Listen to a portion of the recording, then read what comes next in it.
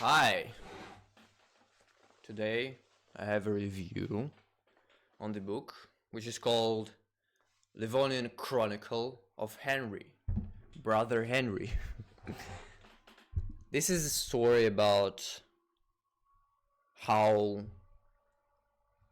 Crusaders and European dudes, Christian European dudes, Catholics, conquered the Baltic region. For a very long time, Baltic region was under control of Teutonic order and order of Livonian order. Let's say Livonian order. I know it is called differently, but I don't know how to tell it in English.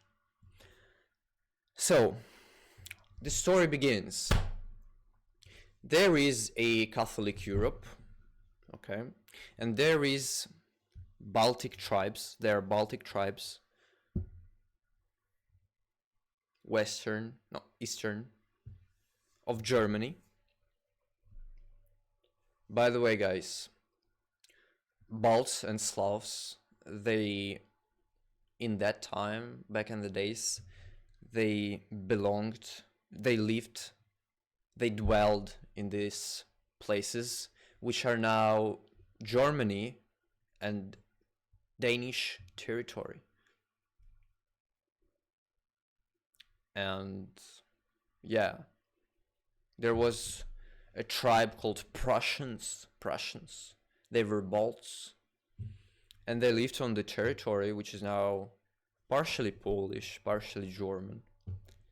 That's why Prussia, German I forgot the word. Okay, let's say country, German country, was called Prussia because back in the days it was a territory of Prussian tribe, which are Balts. I believe Berlin also is a Prussian name. Yeah, and in Eastern Germany there are many names of cities which are not German names, which are Baltic names or Slavic names. Maybe Leipzig also. I don't really have a list, okay, of these cities, but I remember something like that. So, this story is about, it took place in early 13th century, after I believe the third crusade. Yeah, when Teutonic order was created and Livonian order was also created, and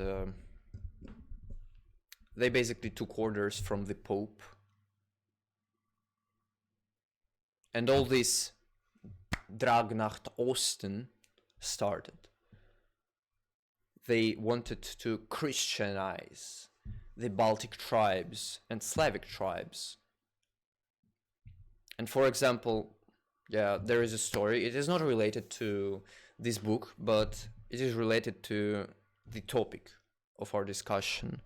There was this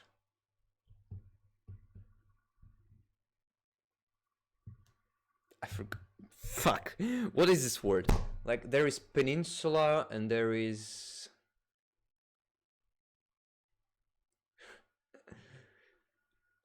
island. Oh my god, island. There is this island. There was this island called Rügen, and this island was inhabited by Slavic tribe or tribes, I don't really recall, and they had this major temple of Slavic gods in Rügen. They were actually doing some piracy. They had a temple of Sventovit, I believe. This was a major god of these people, although the major god was Perun, but okay. There is the same, by the way, paradigm in Germanic paganism, because like the main god was Odin, but among people the main god was Thor, because there is much more findings, archaeological findings of Thor's hammers, Thor's, I don't know, whatever, much more than Odin's. Odin was like a god of elites, because all the elites, they were also warriors. Yeah. Rügen. Some German dude, some German king, he just, maybe even Holy Roman Emperor, Otto, maybe. He captured Rügen, he burned down the temple of Sventovit.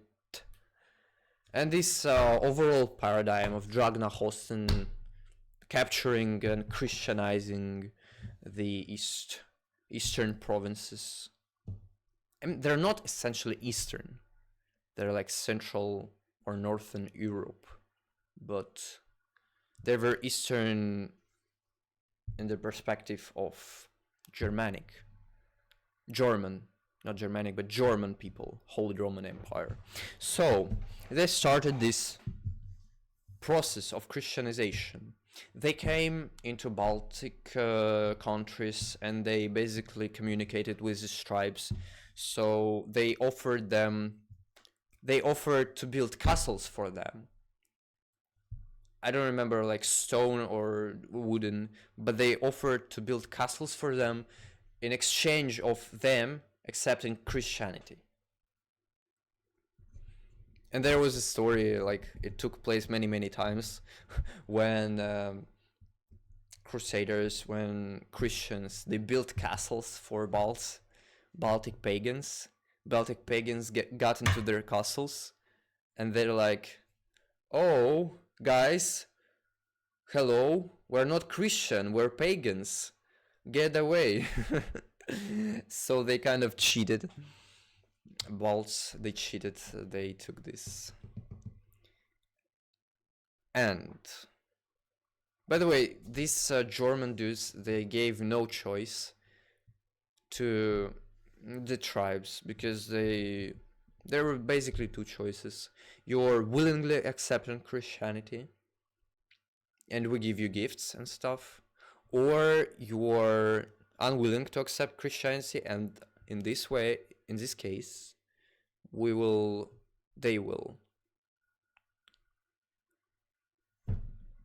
will get violent and Christianize them by force. So Balts, of course, didn't fucking like that, and they tried to oppose, they tried to wage wars against Germans, against Teutonic Order. And basically this book tells you about this whole process. And there was, it also tells you about Belarus a bit. There was this guy in Polotsk, city of Polotsk.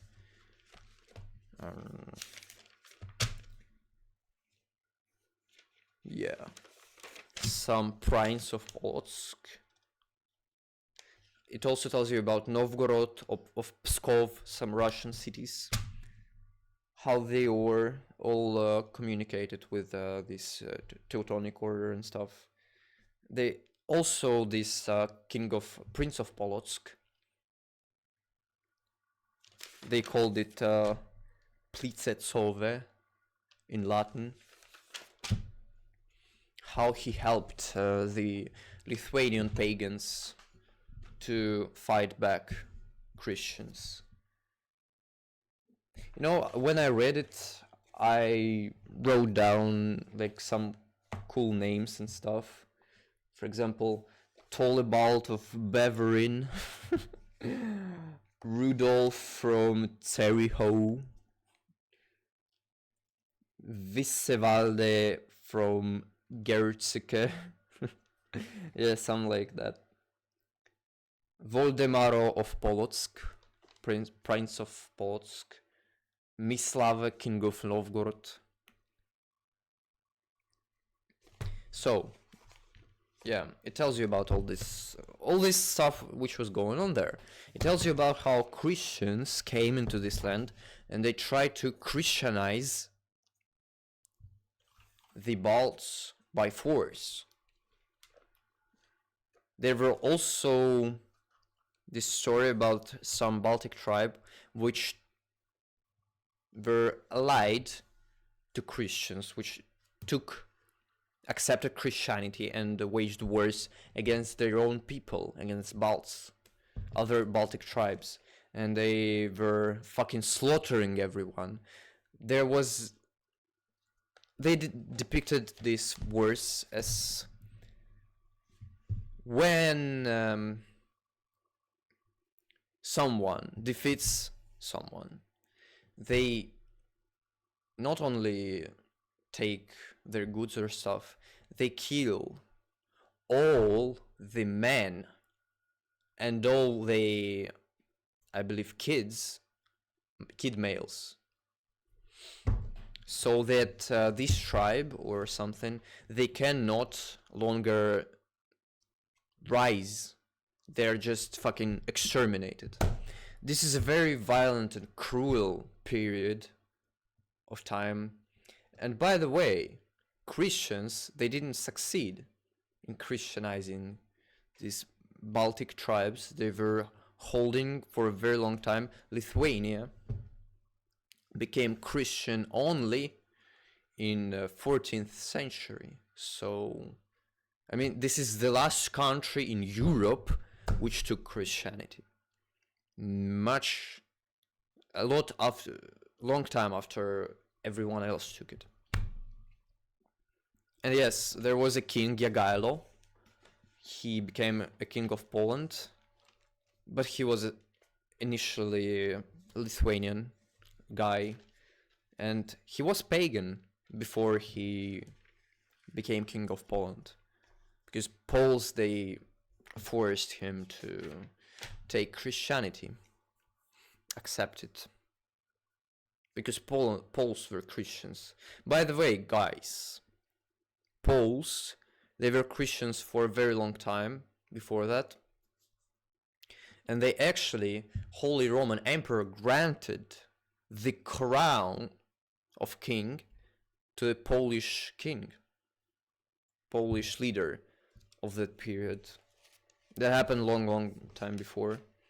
So Poland became officially kingdom, not Grand Duchy, not something like that, but kingdom. And everyone in Europe, they accepted Poland as a kingdom. So yeah, very violent story, very cruel story. It's just, basically it tells you about the cruelty of Christians, guys. How they, it's the same thing. It happened everywhere, by the way. It happened even in Rus land, when Prince Vladimir, he Christianized Kievan people, but there was a very long-going civil war, basically, between Christians and pagans, which also led to many Russian lands coming into Lithuanian state, because Lithuanians were pagans and they were very tolerant to like every religion. They were pagans coming there, there were also Christians there, and this all was some very religiously tolerant state. And the same thing, it happened, I mean, violent Christianization, it happened in Scandinavia, for example, where King Olaf, in Norway, he came to the tribes and said, either you Christianize by will, or we fucking kill you. There was no other choice for people. And Iceland was just the same, guys. Just the same. They basically... I can also tell you about Carolus Magnus, which fucking chopped off Irminsul, which was a very sacred religious place for Saxonian German pagans. And he just chopped it fucking off. Christians, and not even Christians, but any monotheistic religions, they're very intolerant for the pagans. Yeah, okay.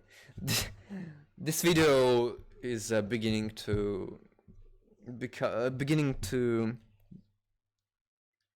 be a philosophical discussion of religions and stuff, but I don't want to talk about that. This video is about Livonian Chronicle. So,